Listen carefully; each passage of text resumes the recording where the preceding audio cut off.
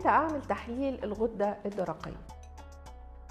اكيد في حالات معينة احنا بنوصي فيها اي حد ان هو يعمل تحليل الغدة الدرقية، على الاقل التحليل المبدئي عشان يعرف الغدة عنده افرازها سليم، فيها مشكلة ولا لا. يعني طبعا اكيد اول ناس يعملوا تحليل الغدة الدرقية اللي عندهم اعراض للغدة الدرقية، سواء اعراض كسل او اعراض نشاط. الناس التانية زي مين؟ اذا كان عندي تاريخ عائلي، يعني ماما عندها غدة درقية، بابا فيه مشكلة في الغدة الدرقية، الجدة، عمتي، خالتي، بنت عمتي، يعني في العيلة بوجه عام حالات فيها خلل في الغدة الدرقية. أو أنا شابة أو أيا كان عمر اللي رايح يكشف عند الدكتور، من فترة من أيام وسنين قال لي الدكتور إن عندي مشكلة في الغدة الدرقية، مش فاكرة اداني علاج أو ما ادانيش، قال لي فيه تضخم، قال لي ما فيش تضخم.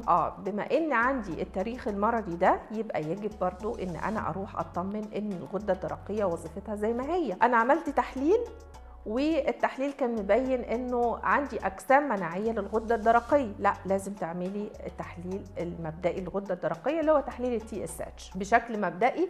اذا كان في خلل بعد كده نبدا نشوف يا ترى في مشاكل ولا لا. كمان من الناس اللي المهم قوي ان هم يعملوا تحليل الغده الدرقيه البنات والسيدات اللي عندهم مشاكل في الدوره الشهريه، السيدات اللي حصل لهم اجهاض او اجهاضات متكرره، برضو من الناس اللي بيبقوا عرضه لمشاكل الغده الدرقيه، واجب ان هم يفحصوها. البنات والسيدات اللي عندهم مشكله تكيسات المبيض، او ان يكون في سيده متزوجه وعندها مشكلة في موضوع الحمل، لأن الغدة الدرقية من الحاجات المهمة جدا اللي المفروض إن احنا بنشيك عليها إذا حصل تأخر في موضوع الحمل.